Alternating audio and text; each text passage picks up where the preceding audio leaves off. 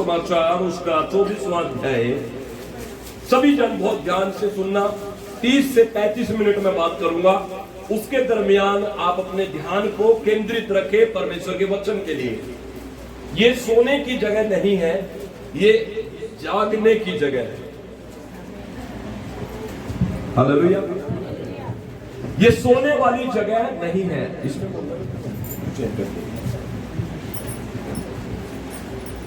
ये जागने की जगह है। हाँ ठीक है। जो यहां पर सो गया तो वो कभी भी जाग नहीं सकता। शैतान उसको हमेशा सुला के रखेगा। ठीक है। मत्ती 24 उसका मैं वचन पढ़ रहा हूं 36 मैं पढ़ रहा हूं, बस आप ध्यान से अपनी बाइबल में देखिए। उस दिन और उस घड़ी के विषय में कोई नहीं जानता, न स्वर्ग के दूत और न पुत्र, परंतु केवल पिता। जैसे नूह के दिन थे वैसा ही मनुष्य के पुत्र का आना भी होगा। क्योंकि जैसे जल प्रलय से पहले के दिनों में जिस दिन तक कि नूह जहाज पर न चढ़ा, उस दिन तक लोग खाते पीते थे और उनमें विवाह होते थे।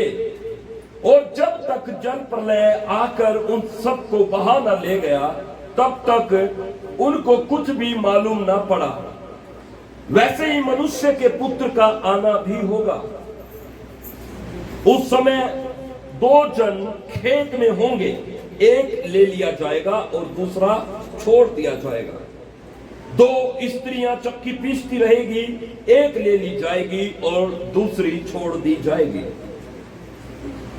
इसलिए जागते रहो, क्योंकि तुम नहीं जानते कि तुम्हारा प्रभु किस दिन आएगा। परंतु ये जान लो कि यदि घर का स्वामी जानता होता कि चोर किस पहर आएगा, तो जागता रहता और अपने घर में सेंध लगने न देता। इसलिए तुम भी तैयार रहो, क्योंकि जिस घड़ी के विषय में तुम सोचते भी नहीं हो, उसी घड़ी मनुष्य का पुत्र आएगा।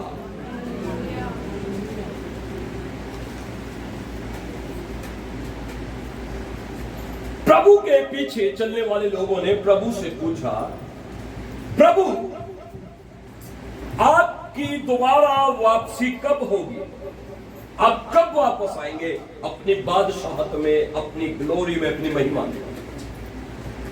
तो प्रभु ने उनको समझाने के लिए उनसे कहा, जैसे नूह के दिन थे वैसे ही मनुष्य के पुत्र के दिनों में होगा, उसके आने के दिनों में होगा। नूह के दिनों में क्या था? जब नूह को परमेश्वर ने आज्ञा देकर कहा कि पृथ्वी पर मनुष्य की बुराई प्रतिदिन बढ़ रही है, इसलिए तू जहाज बना और उसको तैयार कर, और उसके बाद मैं पृथ्वी पर से मनुष्य को, क्या जल, क्या पशु, क्या पक्षी, जो भी कुछ है, मैं सबको सत्यानाश कर दूंगा। समझ रहे मेरी बात को? और उसके बाद क्या हुआ? नूह अपने कार्य को करने लगा जैसा प्रभु ने उसको आज्ञा दी। उसने जहाज बनाना शुरू कर दिया। लोग आकर नूह से पूछते थे कि नूह तू ये क्या कर रहा है? क्योंकि जहाज उस समय में नहीं बनते होते थे, नाव नहीं थी। पहला आर्किटेक्टर, मैं यूं कहूं तो पहला जो आर्किटेक्टर था वो नूह था, जिसने और उसका मैप देने वाला कौन था आपको पता है? परमेश्वर। किसने मैप दिया था? परमेश्वर ने। तो परमेश्वर के सामने कोई आर्किटेक्चर खड़ा नहीं हो सकता, कोई ज्यादा बुद्धिमान नहीं बन सकता। आज लोग आर्किटेक्चर बनने के लिए क्या करते हैं? कोर्स करते हैं, 3 साल 4 साल उसको वहां पर पढ़ाई बितानी पड़ती है। और नूह ने कोई कोर्स नहीं किया, परमेश्वर ने बोला, नूह ने बना दिया। जब नूह ये बना रहा था, जब नूह ये काम कर रहा था, लोग आकर पूछते थे, नूह क्या कर रहा है तू? नूह लोगों को समझाता था, परमेश्वर क्रोध में है, तुम अपने पापों से मन फिरा लो, परमेश्वर के क्रोध से बच जाओ। लेकिन कोई भी व्यक्ति जो था उसकी बात पर विश्वास नहीं करता था, उसका हंसी मजाक करते थे, उसका ठट्ठा उड़ाते थे, उसको पागल कहते थे। और इस प्रकार से सारी मानव जाति में जब जल प्रलय आया तो कोई नहीं बचा, सब नाश हो गए। पूरी पृथ्वी पर सिर्फ जो मनुष्य बचे थे वो नूह था और उसका परिवार था। नूह के धर्मी होने से, नूह के धर्मी बने रहने से, नूह का परमेश्वर के साथ चलने से, मैं आपको बताता हूं, नूह का परिवार भी सेव्ड हुआ, बचाया गया। नूह के बच्चों के बारे में हमें नहीं पता, लेकिन नूह के धर्मी रहने से, नूह के धार्मिकता को चलने से, प्रभु के साथ चलने से, God has saved his family. उसके परिवार को प्रभु ने बचा लिया, उसके बेटों को बचा लिया, उसके बहुओं को बचा लिया, उसकी पत्नी को बचा लिया, पूरा परिवार बच गया। 8 प्राणी बच गए जो मनुष्य थे। फिर जो पशु पक्षी, जो शुद्ध हो रहा है, शुद्ध पशु पक्षी थे, वो सब बच गए। लेकिन सारी पृथ्वी पर कोई दूसरा मनुष्य नहीं बचा। कारण लोगों के अविश्वास की वजह से। अविश्वास बहुत घातक है। आज मैं इस बात पर मैं थोड़ा जोर डालना चाहता हूं, अविश्वास घातक है। यीशु मसीह से जब पूछा गया कि कब तू वापस आ रहा है, जब जमीन पर प्रभु लोगों को प्रभु के राज्य के विषय में बोलते थे, समझाते थे कि खुदावंद के साथ चलो, खुदावंद की बातों को मानो, परमेश्वर के वचन पर ईमान रखो। 2 बातें यीशु मसीह ने कही, अपने खुदावंद से प्रेम करो, दूसरी बात अपने समान अपने पड़ोसी से प्रेम रखो। जब प्रभु ये बातें बोलते थे तो लोग सवाल पूछते थे, यीशु मसीह तू कब वापस आएगा, इस दुनिया में कब दोबारा तेरी वापसी होगी? तो प्रभु ने क्या कहा, उन घड़ी और कालों के विषय में जानना तुम्हारा काम नहीं। लेकिन प्रभु ने ये थोड़ा सा एक हिंट दिया, प्रभु ने थोड़ा सा एक उनको इशारा दिया, इशारे में बताया और कहा कि नूह के दिनों को याद रखो, रिमेंबर नूह टाइम, नोआ टाइम, रिमेंबर नोआ टाइम। जैसे नूह के दिनों में था वैसा ही मनुष्य के पुत्र के आने के दिनों में होगा। मतलब कि जैसे नूह के दिनों में अविश्वास जो था पूरी तेजी से लोगों में फैल चुका था, वैसे ही मनुष्य के पुत्र प्रभु यीशु मसीह के आने के दिनों में भी अविश्वास तेजी से फैलेगा। अविश्वास लोगों के दिलों में, मनों में ज्यादा कब्जा कर लेगा। लोग जो बहुत गहरे और पक्के ईसाई मसीह बनकर चलते होंगे, उनके अंदर भी अविश्वास आकर कब्जा करेगा। यीशु मसीह ने ये नहीं कहा कि मेरा टाइम, मेरा डेट, मैं इस दिन आऊंगा या इस तारीख को आऊंगा। यीशु मसीह ने ये कहा जैसे नूह के दिन थे वैसे ही मनुष्य के पुत्र के आने के दिनों में भी होगा। क्या सीखते आप? अंत के दिनों में अविश्वास की बढ़ती होगी, लोग विश्वास नहीं करेंगे, लोगों के सामने चाहे कितने भी बड़े आश्चर्य के काम होंगे, वो थोड़े दिन तो प्रभु की महिमा करेंगे, बड़ाई करेंगे, praise the Lord, hallelujah, praise the Lord, hallelujah. Pastor ji कोई काम हो तो बताओ, पास्टर जी काम बताओ। फिर अगले संडे पास्टर जी कोई काम है तो बताओ। 3-4 संडे में सारा प्यार प्रभु के लिए ठंडा, सारा प्यार निकल जाता है प्रभु के लिए। क्यों? क्योंकि बहुत जैसे नूह के दिनों में लोगों को सब कुछ नॉर्मल लग रहा था। क्या लग रहा था? नूह क्या बोल रहा था? जल प्रलय आएगा, जल प्रलय। लोगों को क्या लग रहा था? नॉर्मल है, कुछ नहीं होने वाला, कोई नहीं आने वाला। अरे क्या नूह तू पागल बेकार में, चल हमारे जैसे क्यों नहीं चलता तू यार, एक ही जगह पड़ा रहता है, ये क्या लकड़ी चीरता रहता है सारे टाइम, क्या तेरे दिमाग में कुछ पागल हो गया क्या? तू क्यों एक बढ़ रहा है? नूह को पता था प्रभु ने कहा है होगा, होगा पक्का। आज भी हम लोगों को समझाते हैं, मेरे का भाई यीशु मसीह आने वाला है।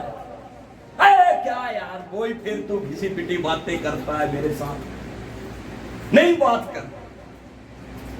मेरे साथ कई बार ऐसा होता था, मैं बोलता था जब प्रभु के बारे में, लोग कहते थे क्या तूने ये जवानी के समय में पास्टर बन गया, तू वचन बोलता है, हमारे साथ आ, एंजॉय कर यार, देख कितना अच्छा लगता है। अच्छा, मैं बता रहा हूं आपको, लोगों को सब कुछ साधारण दिख रहा, अभी सिंपल दिख रहा है, नॉर्मल दिख रहा है। और नूह का समय मैच करे। यीशु मसीह ने स्वयं कहा जैसे वे दिन थे वैसे ही मनुष्य के पुत्र के आने के दिनों में होगा। क्या होगा? है विश्वास लोगों में। आपको पता, जब एक विश्वासी अविश्वास में चलता है तो क्या होता है पता है आपको? एक विश्वासी जब विश्वास में कमजोर होना शुरू होता है तो उसके अंदर अविश्वास बढ़ता है। अविश्वास आपको धीरे धीरे खा जाएगा और आप समाप्त हो जाओगे। अविश्वास एक मीठा पॉइजन है जो एकदम नहीं मारता। हाँ जी, मीठा पॉइजन कैसा होता है? क्या होता है जी? एकदम नहीं मारता। उदाहरण के लिए ले लो दारू जी, दारू पीने में क्या आता है लोगों को? पीने में क्या मजा आता है ना? मैंने पी नहीं कभी, इस बात पे भी विश्वास नहीं करते लोग। बात कह रहे यार 2006 से तो प्रभु में हुआ, पहले ना थे आप, यहीं से जब जमीन पर थे। मैंने कहा भाई 2006 में मैं प्रभु में आया, 2006 से भी पहले आया ना, माता पिता भी थे, पीछे पीछे घूमते रहते थे, मौका ना मिला, वो दूसरे प्रभु थे। अब मेरी बात समझ? तो क्या बता, मीठा जहर है। तो ये पीने में शुरुआत में कैसा लग रहा है? अच्छा लग रहा है। जवानी में पिए 4-5 साल दब के पी लो, मजा आ जाएगा सच्ची। 4-5-6 साल तक तो बढ़िया बॉडी भी लगेगी। मीट और दारू शरीर की बढ़िया डाइट होती है, ऐसा बोलते हैं लोग, मैंने सुना भाई। लेकिन 6वें साल में भैया वो पेट सिकुड़ना शुरू हो जाएगा, वो फूलने हुए गाल। 7वें साल में तो वो ऐसा होगा, ये मीठा जहर, ये सच्चाई है, ये सत्य है। इसलिए रिमेंबर रखे, याद रखे कि यीशु मसीह के आने के दिनों में, अंत के दिनों में अविश्वास शैतान ज्यादा फैलाएगा। जिसके अंदर अविश्वास की बढ़ती होनी शुरू हो जाती है, फिर वो सारी चीजों को नॉर्मल ले लेता है। क्या ले लेता है? नॉर्मल ले लेता है। फिर कहता है चलो चर्च का टाइम 9 बजे का, 10 बजे तक चलेंगे। कितने बजे? 10 बजे तक चलेंगे। ठीक है, कोई बात नहीं, 10 बजे आओ। फिर थोड़े दिन में और नॉर्मल दिखेगा, अरे कोई नहीं 10:15 चलेंगे। अच्छा जी, कोई बात नहीं, रोकना टोकना तो है नहीं, पादरी साहब ने मारता तो है नहीं, पादरी साहब वो तो प्यार करता है जी। लेकिन याद रखो, इस पादरी के ऊपर एक और पादरी है जिसने लेखा लेना है हर चीज का। मूसा के समय में 6 लाख लोग मिस्र से निकले, बड़ी संख्या में लोग निकले। वायदे के देश में, कनान देश में कितने पहुंचे? ये क्यों घट गई गिनती? ये गिनती क्यों घटी? अविश्वास की बढ़ती के कारण। शुरुआत में जब उनके सामने लाल समुद्र दो भागों में हुआ, जब वो फट गया ऐसे, जब वो जमीन पर चल रहे, दीवार को टच कर कर निकल रहे थे, अरे बाप रे हमारा प्रभु कितना बड़ा है, अरे बाप रे, अरे प्रभु ने तो हमारे लिए लाल समुद्र को फाड़ दिया भाई, अरे कितना बड़ा प्रभु है। और पीछे जाकर वहां पर खड़े हो गए और फिर से मूसा ने लाठी समुद्र पर बढ़ाई तो क्या हुआ? समुद्र फिर से बहने लगा और फिरौन और उसकी सेना सारी डूबकर मर गई। अरे बाप रे। फिर वहां पर लिखा है अगले अध्याय में, उसी समय लाल समुद्र के बाद की घटना बता रहा हूं, इस्राएलियों ने जश्न बनाया, मरियम ने गाना गाया ढपली बजाते हुए। ढपली का हमारी मरियम के बारे में लिखा है, पढ़ना। मरियम ने गाना गाया, ओ प्रभु की स्तुति, प्रभु की स्तुति, प्रभु की स्तुति। और उसके बाद क्या हुआ? वही मरियम मूसा के बारे में क्या बोल रही थी? उसी मरियम के बारे में पढ़ना। वे भटक गए, भूल गए वे प्रभु के बातों को, और सारी चीजों के अंदर फिर वो क्या हो गए? नॉर्मल हो गए।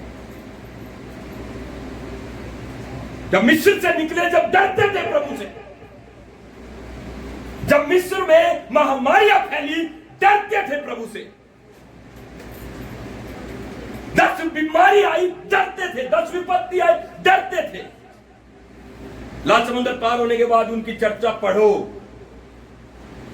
उन्होंने बड़ाई की प्रभु की। वाह प्रभु यहोवा तू भला है, तेरी करुणा सदा की है। उसके बाद नॉर्मल हो गए। फिर तो कभी मूसा से कहे हमें पानी पिला, फिर मूसा से कहे हमें मन्ना खिला, फिर मूसा से कहे हमें मीट खिला, हमें ये खिला। मूसा की जान ले ली उन्होंने।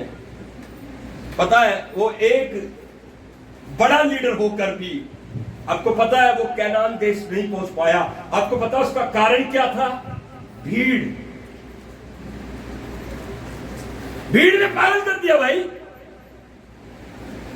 जिस भीड़ ने परमेश्वर को आमने सामने चमत्कार करते हुए, बड़े काम करते हुए, सामर्थ के काम करते हुए, भयानक काम करते हुए देखा, जिस भीड़ ने, उसी भीड़ ने मूसा के कपड़े फाड़ दिए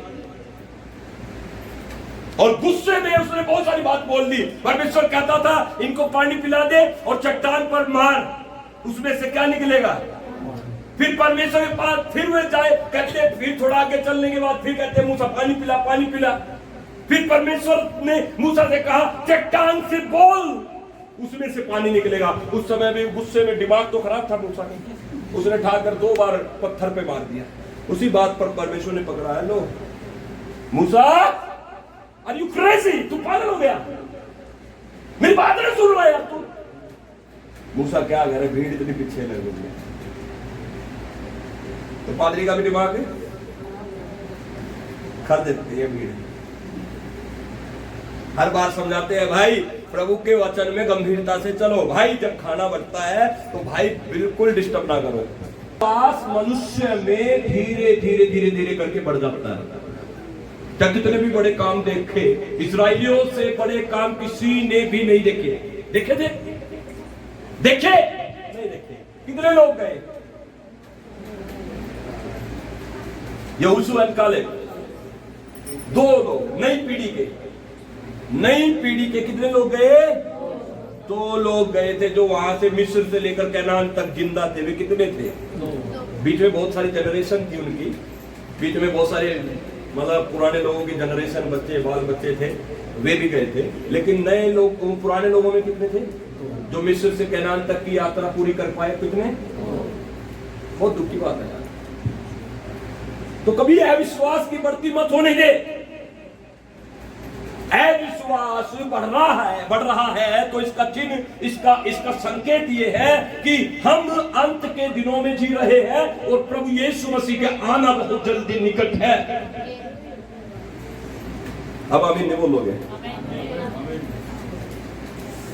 मत्ती सुसमाचार उसका 28वां अध्याय निकाले और उसका 11वां वचन पढ़े।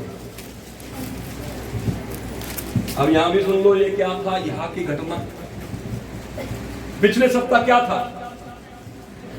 पिछले सप्ताह क्या था? ईस्टर बोले तो यीशु मसीह का मुर्दों में से जी उठने दिन का दिन है ना। अब यीशु मसीह वहां पर जी उठे। सुनो मेरी बात को बेटा, इधर देखो बच्चों, मेरी बात सुनो। बहुत अच्छे बच्चे हो तुम, बाइबल बहुत पढ़ते हो, लेकिन अभी सुनो मेरी बात। यीशु मसीह के जी उठने के दिन सबसे पहला यीशु मसीह का जी उठने का समाचार किसको मिला? किसको मिला था? किसको मिला था? आज गलत फहमी मिटा रहा हूं, मरियम को नहीं मिला। मैं भी पहले बोल रहा था मरियम को मिला। सबसे पहले जी उठने का संदेश किसको मिला? पढ़ो मत्ती 28 उसका 11 वचन, जोर से पढ़ो।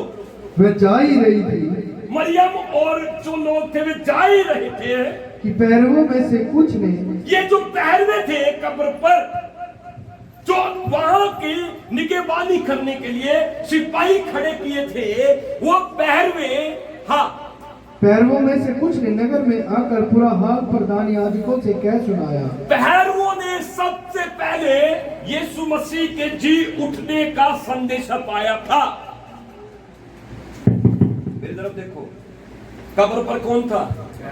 मरियम तो आया रही थी और उसने क्या देखा? पत्थर कब्र से।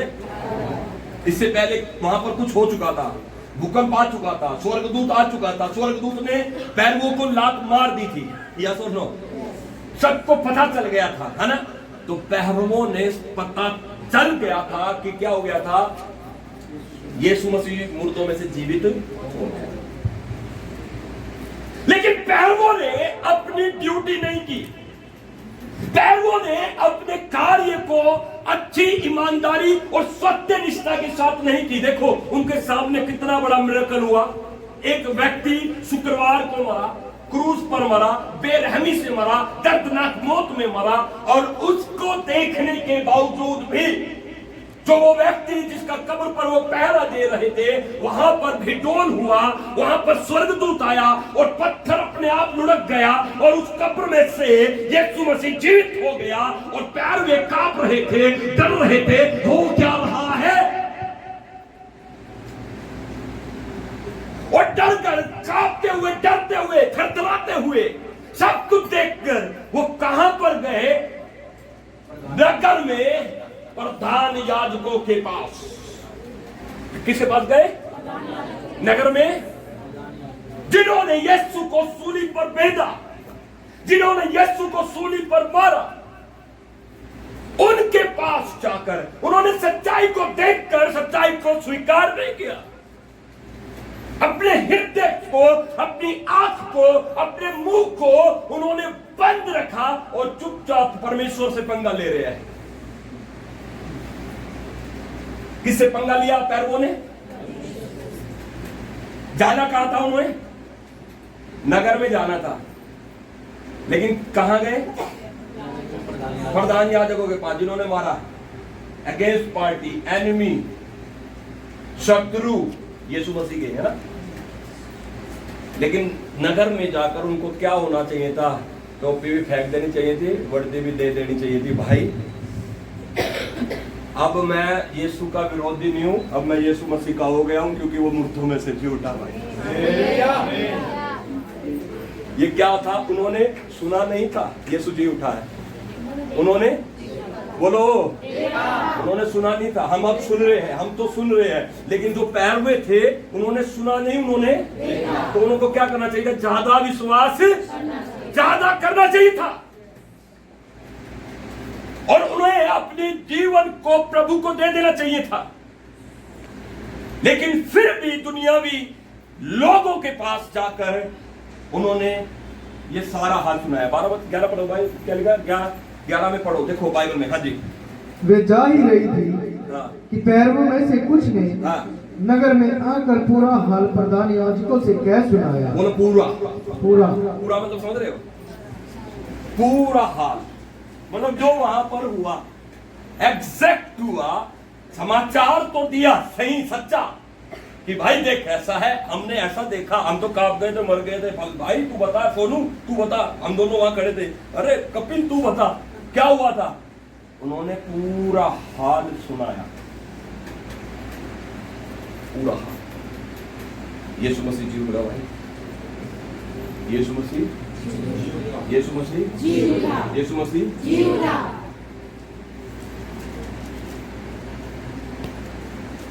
आगे पढ़ो क्या लिखा। हाँ, तब उन्होंने पुरनियों के साथ इकट्ठे होकर पुरनियों मतलब बड़े समझदार पुरनिये लोगों के साथ मिलकर एक मीटिंग की, सम्मति की। जो बोलो क्या गई, सम्मति की मीटिंग है ना, सम्मति, सलाह मिलाई। हाँ, सिपाहियों को बहुत चांदी देकर कहा, यह कहना कि रात को जब हम सो रहे थे तो उसके चेले आकर उसे चुरा ले गए। क्या करता, रिपोर्ट चेंज। प्रधान याजकों और पुरनियों ने सिपाहियों को बुलाया और उन्हें बहुत चांदी देकर, हेलो, बहुत चांदी देकर उनसे क्या कहा, चेंज कर दी रिपोर्ट। क्या कहा, पढ़ो आगे। और ये कहना कि तुम ये कहना कि उसके चेले आकर उसे चुरा ले गए, उसको चुरा ले गए। और यदि ये बात हाकिम के कान तक पहुंचेगी, और फिर उनसे क्या कहा सिपाहियों से, अगर ये बात हाकिम मतलब जो गवर्नर है, गवर्नमेंट है, अगर उनके पास ये बात पहुंचेगी तो हम उसे समझा लेंगे, वो मैटर हम सॉल्व कर देंगे और तुम्हें जोखिम से बचा और लेंगे। तेरे जान को जोखिम से बचा लेंगे। किससे बचा लेंगे, जमीन पर होने वाले सारे जोखिम से क्या कर लेंगे हम, तो जमीन के जोखिम से बचा लो यार, वो ऊपर से जोखिम हुआ तो।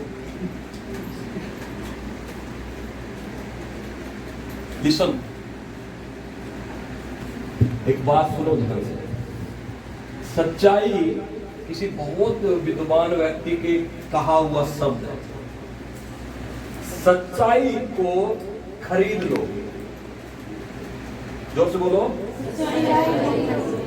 लेकिन कुछ विद्वान ने ये कहा है, उसको बेचो ना। सबको समझ आया? सच्चाई को खरीदो लेकिन बेचो। उन सिपाहियों ने अपनी आंखों से देखा, अपने आंखों से देखा कि प्रभु यीशु मसीह जिसको सूली पर बेधा गया था, जो सूली पर मरा था, अपने वचन के अनुसार, अपने कहे के अनुसार वो कब्र में से जीवित हो गया। उसके बावजूद भी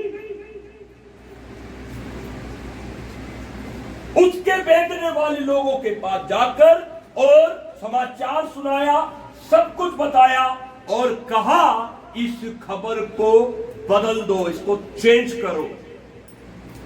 यह कहना कि रात को जब हम सो रहे थे उसके चेले आए और लाश को चुरा कर ले गए।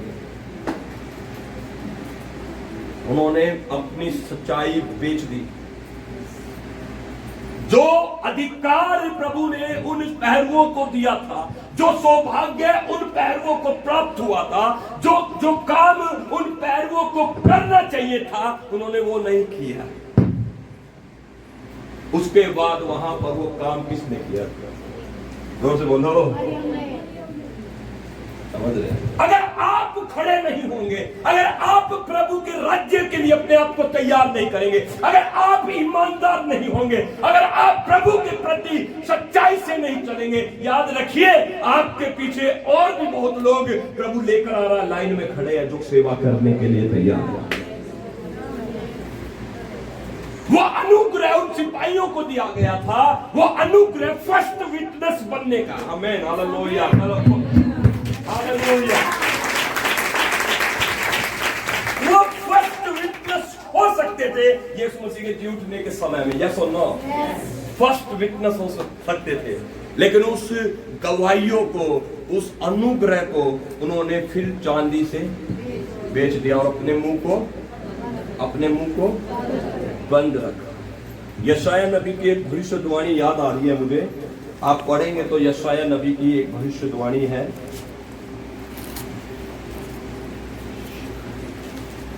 छह अध्याय, यशाया 6 अध्याय और उसका 9 वचन पढ़े। यशाया 6 और उसका 9 वचन। जी क्या लिखा है, पढ़ो। उसने कहा, जा और हाँ जा और इन लोगों से कह, हाँ, सुनते ही रहो।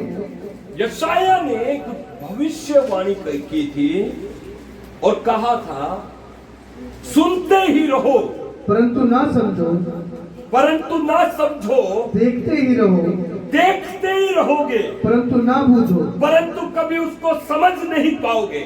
हाँ, क्यों? तू इन लोगों के मन को मोटा और उनके कानों को भारी कर और उनकी आंखों को बंद कर, ऐसा ना हो कि वे आंखों से देखे और कानों से सुने और मन से बूझे और मन फिराए और चंगे हो जाए।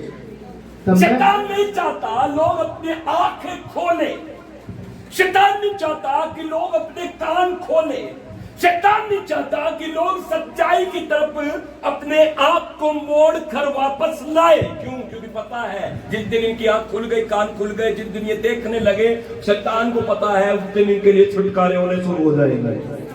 बाइबल क्या कहती है कि ऐसा ना हो कि ये अपनी आंखें खोले, अपने कानों को खोले, अपनी आंखों को खोले और अपने दिल को खोले, और ऐसा ना हो कि ये चंगे। परमेश्वर अपने कार्य को करना चाहता है, परमेश्वर आपके जीवन को उठाना चाहता है, वो ऊंचे स्थानों पर रखना चाहता है, वो अपने कामों को आपके हाथों के द्वारा करवाना चाहता है। लेकिन हमारे जीवन में अभागिता ये है कि हम देखते रहते हैं परंतु समझते नहीं, सुनते रहते हैं लेकिन बदलते नहीं। पैरवे ने जाकर अपने जीवन को आंखों से देखा, रेजरेक्शन किसने? आंखों से देखा, और अपने आप को कहां पर?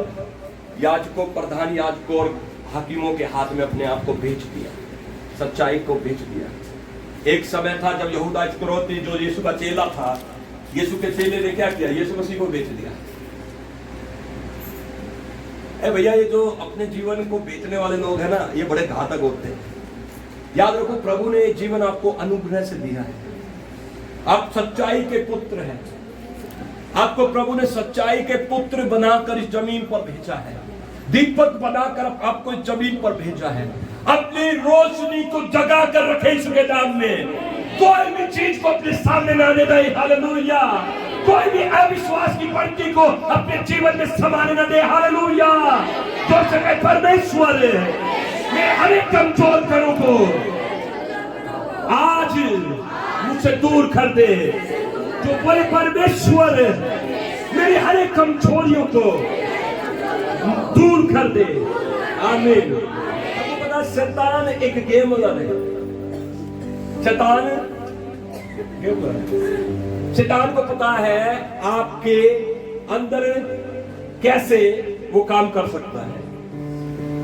शैतान गेमर है, यस, उसको पता है, ठीक ठीक पता उसको कि आप किस तरीके से काबू आने वाले लोग हैं। सुन रहे मेरी बात को? सिपाहियों का पता था शैतान को, ये सिपाही जाकर यीशु का समाचार लोगों को सुनाएंगे, इससे पहले मैं इनके मन को अरेस्ट कर लेता हूं और इनको मैं नगर में तो भेजूंगा, लेकिन नगर में ये वहां सही लोगों के पास नहीं जाएंगे, लेकिन ये नगर में मेरे लोगों के पास जाएंगे, जो मेरे लोग हैं, जो समाचार को, जो गोस्पल को, जो सुसमाचार को दबाएंगे। तो वहां पर उन्होंने क्या है, भेज दिया, और उसने कुछ पैसों की वजह से उन्होंने एक जिंदगी में अपने विधाता को, अपने उद्धारकर्ता प्रभु के सुसमाचार को दबा दिया। और आगे देखो वहीं पर क्या लिखा है, मत्ती में जाए, दोबारा से जाए मत्ती में। आपको बताऊं कि उन्होंने सुसमाचार को दबाया, उन्होंने सुसमाचार को दबाया। मत्ती 28 में 13 वचन पढ़ेंगे। मत्ती 28 और कहा रात, यह कहना कि रात को जब हम सो रहे थे तो उसके चेले आकर उसकी लाश को चुरा ले गए। 14 वचन में लिखा है, और यदि यह बात हाकिम के कान में पहुंचेगी तो हम उससे समझा लेंगे और तुम्हें जोखिम से बचा लेंगे। 15 वचन में क्या लिखा है? अतः उन्होंने पूरी कलीसिया एक साथ पढ़े 15 वचन। अतः उन्होंने यह बात आज तक यहूदियों में प्रचलित है। जो प्रभु के राज्य में आज भी कमजोर है, जो लोग बिक जाते हैं, वो बड़े मतलब खतरनाक होते हैं। आज मैं कहता हूँ कभी भी अपने आप को बिकने ना दे। अब आप पूछोगे पास्टर जी हम कैसे बिक सकते हैं? हाँ, बिक जाते हैं हम सच्चाई की गवाही देने से पीछे हट जाते हैं, झिझक जाते हैं, हम डर जाते हैं, हम बिक गए। हम किसी के खाने को देखकर चंचल हो जाते हैं, किसी का खाना वो बिक गए। हमने सच्चाई को सही तरीके से प्रकट नहीं किया, हम किसी के कपड़े को देखकर चंचल हो जाते हैं, हम बिक गए। मैं बताना चाहता हूं, आप जो भी कुछ है आप बहुत परफेक्ट है ईश्वर के नाम में। आपको जरूरत नहीं है किसी भी चीज की कॉपी करने की, किसी भी व्यक्ति के समान बनने की आपको जरूरत नहीं है। मेरा यीशु मसीह बहुत खूबसूरत है, हम सबको उसकी कॉपी करनी चाहिए। वो जो बिक जाता है वो हमेशा पछताता है। आपको बताया कि 2 सिपाही यीशु मसीह के फर्स्ट विटनेस बन सकते थे लेकिन बिक गए। अनंत जीवन उनके लिए खुल सकता था, उद्धार उनके लिए हो सकता था। मैं बताना चाहता हूं यीशु मसीह के जैसे आज चेलों के विषय में हम पढ़ते हैं, वे भी यीशु मसीह के चेलों में गिने जा सकते थे, लेकिन अपनी जीवन की सारी गवाही को कहा चांदी में तोल दिया। यहूदा ने यीशु को सिक्कों में तोल दिया। याकूब और एसाव ने अपने पहलौठे का अधिकार अपने छोटे भाई के हाथ, और बाद में रोता गया, आए मैंने क्या कर दिया, काश ऐसा ना होता। ये महीना आपका है यीशु के नाम में। आप खरे और सुंदर निखर कर बाहर आओगे यीशु के नाम में। आप पे कोई मैल और कोई मिलावट नहीं होगी यीशु के नाम में। आपकी कमजोरी आपकी ताकत बने यीशु के नाम में। हालेलुया कही चर्च। सामरी स्त्री की एक कमी थी, यीशु मसीह उस कुएं पर गए और प्रभु यीशु ने कहा, यदि तू परमेश्वर के वरदान को जानती होती तो तू ये ना कहती कि पानी पिला, परंतु मुझसे पानी मांगती और मैं तुझे वो जल पिलाता जिसको पीने से तेरे अंदर से जीवन का स्रोत निकलेगा। हालेलुया। और सच में वो स्त्री कमजोर थी, लेकिन यीशु मसीह से मुलाकात करने के बाद जो उसकी कमजोरी थी वो ताकत में बदल गई। कैसे? पूरे सामरी नगर के पुरुषों को जाकर उसने यीशु मसीह की कथा को सुनाया और पूरा सामरी नगर यीशु का दीवाना हो गया, विश्वासी हो गया। आज आपकी कमजोरी ताकत में बदले यीशु के नाम में। आप बलवंत हो यीशु के नाम में, आप सामर्थी हो यीशु के नाम में। हालेलुया कहे चर्च, हालेलुया कहे चर्च, हालेलुया कहे चर्च। बोले परमेश्वर, चर्च बोले परमेश्वर मेरी कमजोरियों को मेरी ताकत बना दे। जोर से अपनी जुबान खोले और बोले परमेश्वर मेरी कमजोरियों को मेरी ताकत बना दे, ताकि मैं इस्तेमाल हो सकूं, ताकि सुसमाचार प्रचार कर सकूं यीशु के नाम में। आमीन।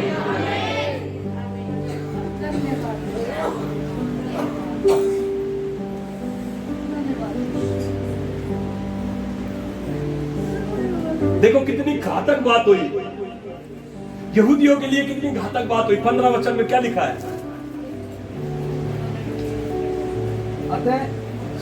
15 वचन बाइबल मत्ती 28 का 15 पढ़े सब जन। अतः उन्होंने रुपये लेकर जैसा सिखाए गए थे वैसा ही किया। यह बात आज तक यहूदियों में प्रचलित है। आज तक। हेलो, क्या प्रचलित है? यीशु मसीह जिंदा नहीं हुआ, यीशु मसीह चोरी हुआ। आपकी एक मिस्टेक सुसमाचार के लिए घातक हो सकती है। जितने बच्चे हैं, बड़े छोटे बुजुर्ग का सुनो, आपकी एक मिस्टेक यीशु के सुसमाचार के लिए घातक हो सकती है। उन्होंने रुपया लेकर वे क्या गए? रुपया लेकर वे चुप हो गए। और उसके बाद लिखा है यहूदियों में वे ठोकर का कारण बने। आज भी इस्राएल के यहूदी यीशु पर विश्वास नहीं करते। कारण क्या था? जो सिपाही पहरे थे, सुसमाचार उन्हें दिया गया था, उन्होंने बेच दिया अपने आप को। गिरो मत भाई, अपने बाजू वाले से बोलो कभी मत गिरो। अपने बाजू वाले से बोलो कभी मत गिरो। प्रभु ने आपको अनुग्रह से बुलाया। आपको पता है, आपके खड़े रहने से प्रभु 1000 पीढ़ियों को बचाता है।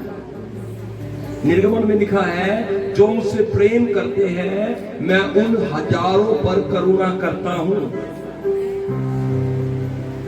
आपको पता है, परमेश्वर ने आपको एक प्लान दिया है, आपको एक योजना दिया है। आप गिर जाओगे, बंद हो जाएगी भाई, बंद हो जाएगी। अविश्वास नॉर्मल लेना, सारी बातों को, वचन को नॉर्मल लेना, सेवकाई को नॉर्मल लेना, कलीसिया को नॉर्मल लेना, दान दशमांश को, बोलने की बातों को नॉर्मल लेना, शैतान आपको भगा देगा। Devil is a gambler. शैतान एक गेम खेलने वाला व्यक्ति है, याद रखिएगा। वो बहुत बेस्ट प्लेयर है, बेस्ट प्लेयर है। एदन की वाटिका में गया, आदम को गिरा दिया। उसने सोचा मैं यीशु को भी गिराऊंगा, लेकिन यीशु मसीह ने तो लात मारकर उसे भगाया। हालेलुया। हम किसके चेले हैं? जोर से बोले। अगर यीशु ने शैतान को भगाया तो मैं और आप भी भगाएंगे यीशु के नाम में। गिरेंगे नहीं भाई।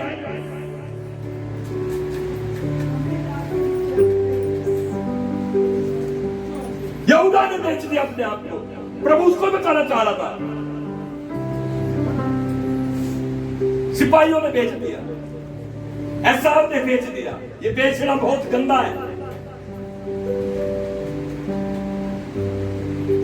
अपनी बुलाहट को गिरने ना दे, अपनी बुलाहट को खत्म होने ना दे, अपने काम को जो आपको प्रभु ने सौंपा है उसे व्यर्थ ना होने दे। अगर आप गिर गए, अगर आप अविश्वासी हो गए, अगर आप भटक गए, आप दुनिया भी बन गए, मैं बता देना चाहता हूं, आप अपनी बुलाहट को खत्म कर लोगे। वचन कहता है कि जैसा वे सिखाए गए थे, जैसा वे सिखाए गए थे, क्या देकर सिखाए गए थे? ये तुम्हारी है मेरे दोस्त, मेरे दोस्त, मेरे दोस्त। अब मेरी बात सुनो। यहां पर एक काम हुआ, सिखाए गए। यीशु मसीह के स्वर्ग जाने के बाद चेलों ने भी तो प्रचार किया था। हेलो, चेलों ने प्रचार किया था या नहीं किया था? किया था भाई।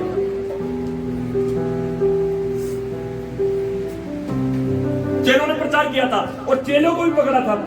याजकों ने, पुरनियों ने पकड़ा था, नहीं पकड़ा था? प्रेरितों का काम आप 3 अध्याय पढ़ो। उनको पकड़ा था और क्या कहा उनको कि आज से यरूशलेम में तुम यीशु के नाम के साथ किसी से बात नहीं करोगे। चेलों को ने आई होगी रिश्वत आई होगी चेलों के पास भी, क्योंकि यार ये शास्त्री फरीसी ये रिश्वत देने में बहुत देर है। 2 मिनट बैठ जाओ, बैठ जाओ। ये डब्बा ले लेते हैं मुझे। मैं अपने वचन को समाप्ति की तरफ ला रहा हूं, लेकिन मैं इससे पहले आपके, ये बड़ी गवाहियों का महीना होगा, ये आपका खड़े होने का महीना होगा। आपको प्रभु सोने से और चांदी से कीमती बनाई चुके नाम में। आपके जैसा कोई नहीं है भैया। यीशु मसीह ने आज सुबह सुबह मुझसे बोला कि मैं अपनी कलीसिया से बहुत प्यार करता हूं, इसलिए मैंने जान दी है उनके लिए। यीशु ने आपके लिए जान दी। लेकिन शैतान भैया वो गैम्बलर है, उसको पता है आपको क्या ऑफर करना है। यीशु मसीह भूखा था, यीशु मसीह को क्या ऑफर किया? क्या ऑफर किया था यीशु मसीह को? भूखा था 40 दिन और 40 रात यीशु मसीह ने फास्टिंग किए, और शैतान ऊपर क्या कर रहा है? ये पत्थर कहते कि रोटी बन जाए। आप समझ रहे हो? वो उसको पता है आपकी वीकनेस। यहूदा क्यों मरा? उसकी वीकनेस। आज हम में से बहुत सारे लोगों के पास कमजोरियां हैं, सत्य बात है, हम कमजोर हैं, हम सिद्ध नहीं है। हंसो मत, हम कमजोर है। ये बात जितनी जल्दी आप एक्सेप्ट कर लोगे उतना अच्छा होगा, क्योंकि डॉक्टर के पास जाकर जब आप कहते हैं ना पेट में दर्द है, पेट में दर्द है, तो डॉक्टर के पास आप पेट की दर्द की दवाई लेते हो। अगर डॉक्टर को आप गुमराह कर दो, पेट में दर्द है और आप बोलो मेरे कान में दर्द है, डॉक्टर साहब दवाई दे दो, तो उसका कुछ फायदा है? मेरी बात सुन रहे हैं? जितना जल्दी हो सके ये एक्सेप्ट करो, ये स्वीकार करो कि प्रभु जी मैं कमजोर हूं। यहूदा कमजोर था, प्रभु को पता था, लेकिन प्रभु इंतजार कर रहा था कि यहूदा अपनी कमजोरी को मुझसे शेयर करे। एटीट्यूड दिखाया यहूदा ने, मेरे से ज्यादा ताकतवर कोई नहीं है। देख प्रभु ने मुझे क्या अकाउंट में रखा है, मैं अकाउंटेंट हूं प्रभु का, मैं ट्रेजरर हूं, मैं खजांची हूं। अपने एटीट्यूड में रखा है, और कभी अपनी कमजोरी नहीं बताया कि पैसे का लोभी हूं। प्रभु सबको ठीक कर रहा है, सबका इलाज कर रहा है, क्या प्रभु यहूदा का ना करता? पता नहीं, मुझे दुख होता है यहूदा के बारे में। इस दुनिया का टॉप पास्टर था यहूदा का यीशु मसीह, फिर भी वो नाश हुआ। क्यों? अपनी कमी, अपनी कमियों की वजह से। ये महीने आपसे बात कर रहा है, नहीं कर रहा है चर्च? अपनी कमियों को देख ले, जांच ले, क्या मैं पैसे लोभी तो नहीं हूं? क्या मैं पैसे से लोभ तो नहीं करता हूं? क्या मैं दशवांश देता हूं लेकिन पीछे घर में बुड़बुड़ाता तो नहीं हूं? एक वचन पढ़कर समाप्त करूंगा। पहला तीमुथियुस निकालेंगे।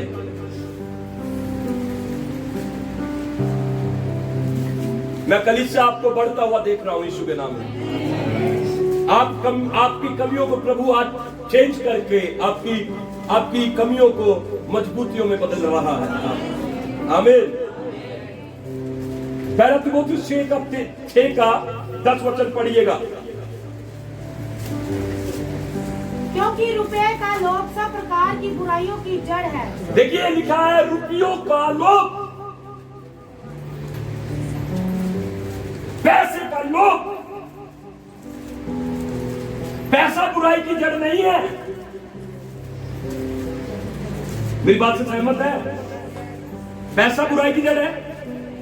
पैसा बुराई की जड़ नहीं है भाई। इस पैसे से जब आप कुछ कंट्रीब्यूशन देते हैं, जब हमारे चर्च में हो ये पिक्चर आता है, जब आप कंट्रीब्यूशन देते हैं माइक आता है, जब कंट्रीब्यूशन देते हैं हम सब चीजें खरीदते हैं, ये पुलपिट आता है, ये दरी आती है, ये पूरी कलीसिया में मैं बताना चाहता हूँ एक व्यक्ति ने जुम्मा लिया था और पूरी कलीसिया की दरिया जितनी भी है ये एक परिवार ने दे रखी है। क्या सोच रहे हो आप?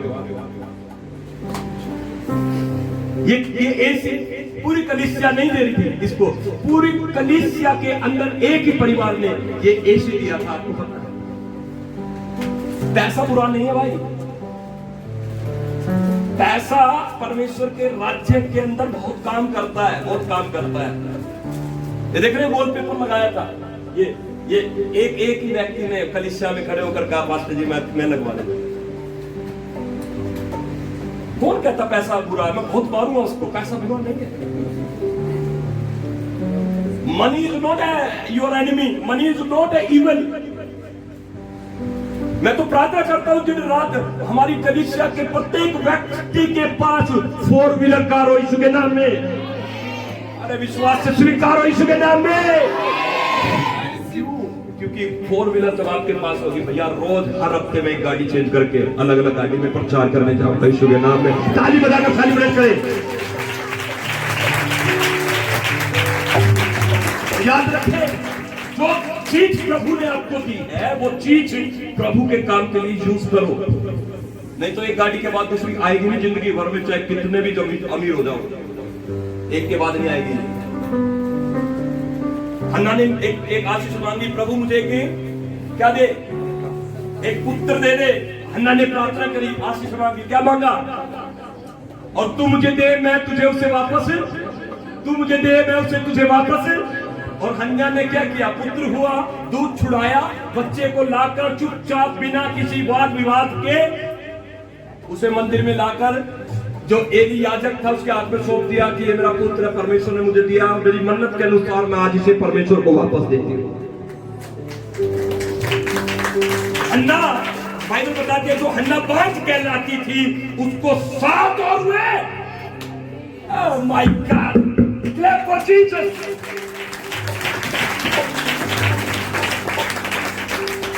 याद रखिए, जब हम कभी भी प्रभु को देते हैं तो प्रभु कभी भी आपके दीवे को भूलेगा नहीं, वो आपका कर्जदार नहीं बनेगा। आप एक देते हैं, वो 10 देगा यीशु के नाम में। हालेलुया। अब देकर उस पर शान नहीं करते, उसको जरूरत नहीं आपके पैसे की, लोग की जरूरत यहां है, उसको नहीं है, लेकिन उसने जरिया बना दिया, मैं अपने लोगों को ब्लेस करूंगा। कैसे करूंगा? ठीक है, 10वांश का नियम बना दिया, 10वांश दो, ठीक है, ऑफरिंग दो, ठीक है, बीज दो। देने के बहुत सारी चीजें बाइबल में हिदायत देती है। 10वांश, बीज, ऑफरिंग, मन्नतें, सब कुछ प्रभु के लिए पूरा करो। हालेलुया।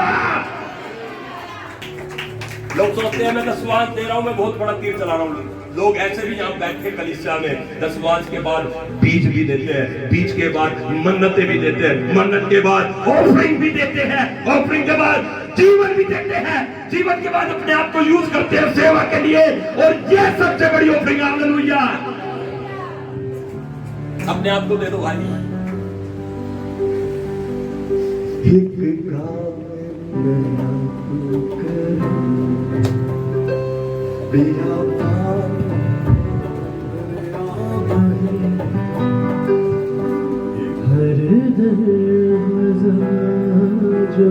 ये क्या लिखा है? वचन पढ़ेंगे, पहला तीमुथियुस 6:10 पढ़िए, क्या लिखा है? क्योंकि रुपए का लोभ सब प्रकार की बुराइयों की जड़ है। अरे समझ में, रुपये का, हाँ, रुपये का लोभ सब प्रकार की बुराइयों की जड़ है। रुपये का लोभ, बोलो, रुपये का लोभ सब प्रकार की बुराइयों की जड़ है।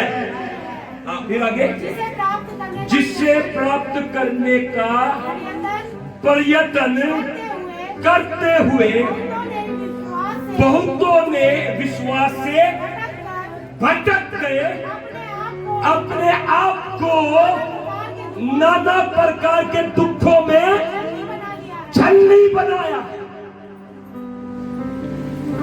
रुपया बुरा नहीं है सुमित भाई, कितना सुंदर है, मेरा ध्यान एकदम गया, रुपया बुरा नहीं है। वाह, ऐसा कुर्ता एक पास्टर के लिए भी लाया गया भाई। रुपया बुरा नहीं है, उसको यूज करो। रुपया बुरा नहीं है। नीति वचन 3 अध्याय निकाल कर पढ़ेंगे। नीति वचन 3, रुपये का लोभ बुरा है। नहीं भैया, रुपया बुरा नहीं है, बहुत प्यारा है। इससे तो प्रभु का काम बहुत आगे तक जाएगा, पृथ्वी की छोर से छोर तक प्रभु का राज्य फैलेगा। आमीन। नीति वचन 3 का 9 वचन पढ़े। अपनी संपत्ति के द्वारा, अपनी संपत्ति के द्वारा और अपनी भूमि की सारी पहली उपज अपनी देकर, भूमि की सारी पहली उपज देकर यहोवा की प्रतिष्ठा कर क्या करना। कौन सी उपज देकर? पहली उपज दे देकर। आपके जीवन में जो भी पहला है, चाहे छोरा है, चाहे छोरी है, चाहे गोरी है, चाहे मोटी है, जो भी कुछ पहला है वो सब परमेश्वर का है। सिंपल है। निर्गमन 3 के 1 में क्या लिखा बेटा? पढ़ना 3 का 1, निर्गमन 3 का 1। आवाज उठा दो भाई, आज आत्मा का जुम्मस होने वाला है यहाँ पे, आज चेंज हो रहा है सब कुछ। आमीन। निर्गमन निर्गमन निर्गमन निर्गमन निर्गमन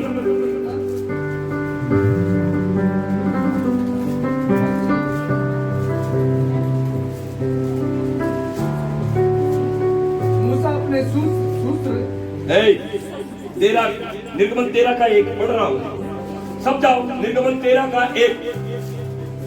फिर यहोवा ने मूसा से कहा, जोर से पढ़ा बेटे माइक में, पीछे तक सुनो। निर्गमन 13 का 1। फिर यहोवा ने मूसा से कहा, फिर यहोवा ने मूसा से कहा, क्या मनुष्य, क्या मनुष्य, क्या पशु के, क्या पशु के, इस्राएल में जितने अपनी अपनी माँ के जेठे हो, इस्राएल में जितने अपनी माँ के जेठे हो, उन्हें मेरे लिए पवित्र मानो, उन्हें मेरे लिए पवित्र मानो, अलग कर दो, और वह मेरा ही है। वो मेरा है। बोलो फर्स्ट बिलोंग्स टू गॉड।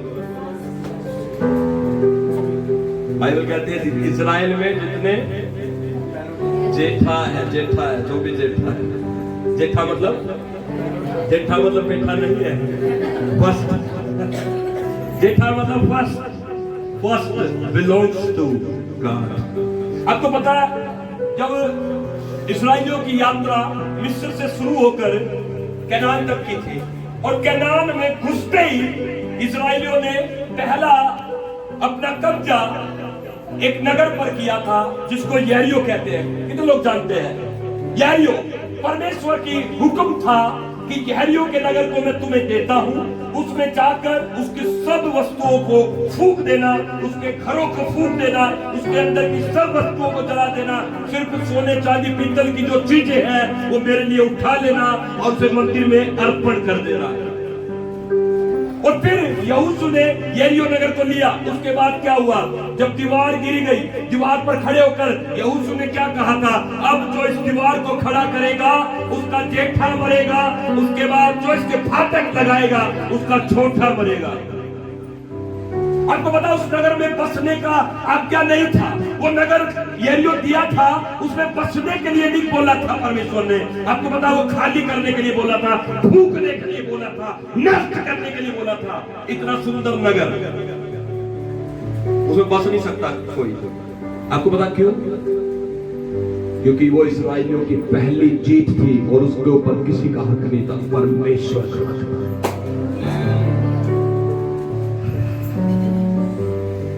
जेठा मेरा है, पहला मेरा है। इसलिए वचन कहता है पहले तुम उसके धर्म राज्य की खोज करो तो बाकी सब वस्तु तुम्हें। जिसको मिला प्रभु का धन्यवाद हो, और जिसको नहीं मिला उसके लिए आने वाला है। लेकिन remember every first born belongs to God. एक बच्चा आएगा अभी, जल्दी लेके आओ उसको, माता पिता उसके जल्दी आगे आओ।